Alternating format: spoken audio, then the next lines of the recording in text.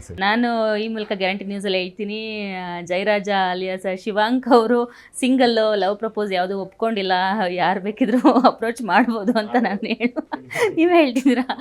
Okay, super sir. ಸೀರಿಯಲ್ನ ನಾವು ಬಹಳಷ್ಟು ನೋಡ್ತಿರ್ತೀವಿ, ಬಟ್ ಸೀರಿಯಲ್ ಇವಾಗೇನು ಬಿಡು ಕೈಗೊಂದು ಕಾಲ್ಗೊಂದು ಸೀರಿಯಲ್ ಇರುತ್ತೆ, ನೋಡೋಕೆ ತುಂಬ ಸೀರಿಯಲ್ಗಳಿರುತ್ತೆ ಅಂತ ಹೇಳ್ತೀವಿ. ಆದರೆ ಆ್ಯಕ್ಟಿಂಗ್ ಅನ್ನೋದು ನಿಜವಾಗ್ಲೂ ಸುಲಭದ ಮಾತಲ್ಲ. ಸೀರಿಯಲ್ ಅಂದರೆ ಅದಕ್ಕೆ ಎಷ್ಟೊಂದು ಬ್ಯುಸಿ ಸ್ಕೆಡ್ಯೂಲ್ಸ್ ಇರುತ್ತೆ. ದಿನ ಪೂರ್ತಿ ಸೀರಿಯಲ್ಸ್ ಮಾಡಿರ್ತೀರಾ, ಶೂಟಿಂಗ್ ಮಾಡಿರ್ತೀರಾ. ಸೊ ಶೂಟಿಂಗಲ್ಲಿ ಡೈಲಾಗ್ಸ್ಗಳು ತುಂಬಾ ಮಹತ್ವದ್ದು. ಸೊ ನೀವು ರಂಗಭೂಮಿ ಹಿನ್ನೆಲೆ ಇರೋದ್ರಿಂದ ನಿಮಗೆ ಈ ಸೀರಿಯಲ್ ಶೂಟಿಂಗು, ಡೈಲಾಗ್ಸು, ಪಾತ್ರಗಳೆಲ್ಲ ಈಸಿ ಅನ್ಸುತ್ತಾ, ಕಷ್ಟ ಅನ್ಸುತ್ತಾ?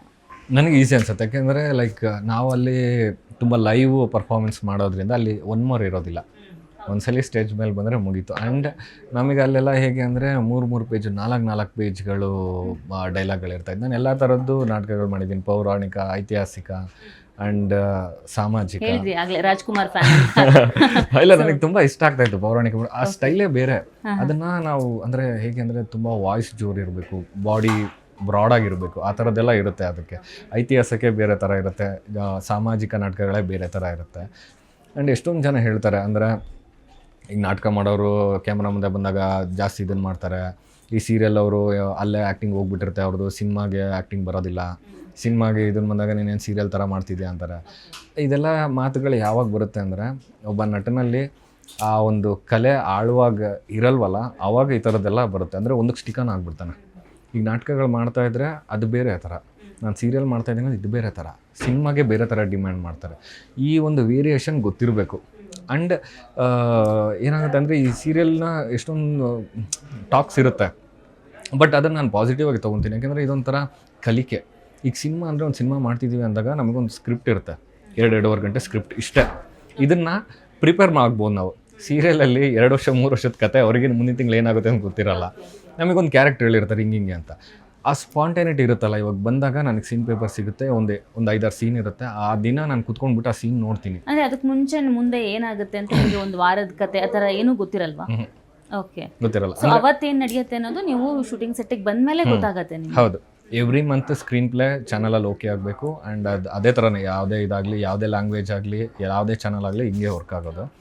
ಸೊ ಬಿಕಾಸ್ ಅವ್ರು ನೋಡ್ತಿರ್ತಾರೆ, ಓಕೆ ಈ ಮಂತಲ್ಲಿ ಇದು ಎಂಗೇಜಿಂಗ್ ಆಗಿದೆ, ಇಫ್ ಇನ್ ಕೇಸ್ ಇದು ಕೆಳಗಾಯಿತು ಅಂದರೆ ಏನು ಮಾಡ್ಬೋದು. ಈಗ ಅವರು 6 ತಿಂಗಳ ಸ್ಕ್ರೀನ್ ಪ್ಲೇಗೆ ವರ್ಕ್ ಮಾಡಿಬಿಟ್ರೆ, ಓಕೆ ಮಾಡಿಬಿಟ್ರೆ ಅದು ಹಂಗಾಗಲ್ಲ ಅಲ್ವಾ, ಕರೆಂಟ್ ಅಫೇರ್ಗೆ ಕನೆಕ್ಟ್ ಆಗಲ್ಲ. ಸೊ ಆ ಥರ ನಡೆಯುತ್ತೆ.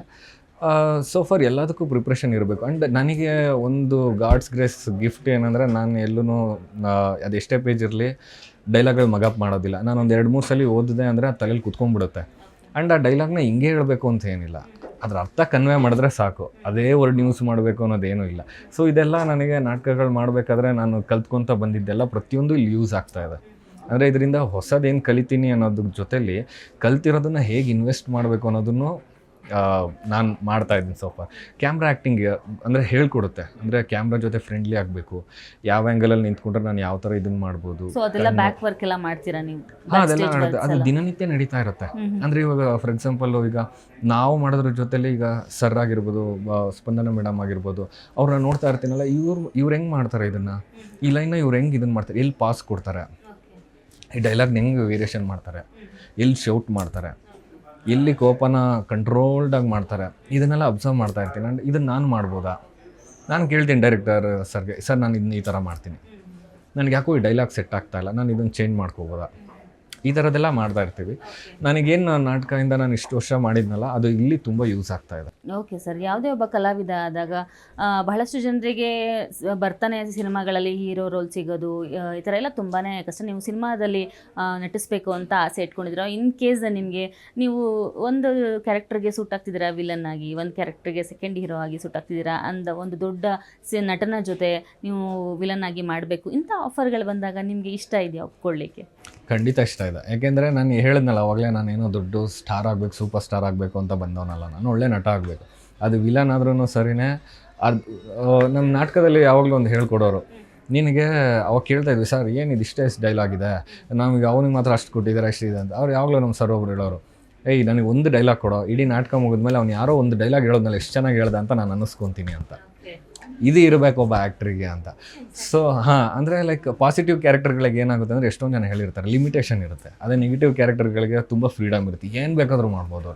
ಆ ಥರದ್ದೆಲ್ಲ ಮಾಡೋದಕ್ಕೆ ನನಗಿಷ್ಟ. ಅಂದರೆ ಎಕ್ಸ್ಪರಿಮೆಂಟಲ್ ಕ್ಯಾರೆಕ್ಟರ್ಗಳನ್ನ, ಅಂದರೆ ಈಗ ಒಂದು ಮಾಡಿದ್ದನ್ನು ಬಿಟ್ಟು ಇನ್ನೊಂದೇನೋ ಮಾಡ್ತಿದ್ದೀವಿ ಅಂದಾಗಲೇ ನಮಗೆ ಕಲಿಯೋದಕ್ಕೆ ಸಾಧ್ಯ. ಇನ್ನು ಮಾಡಿದ್ದನ್ನೇ ಮಾಡ್ಕೊಂಡೋದ್ರೆ ಏನೂ ಆಗೋದಿಲ್ಲ.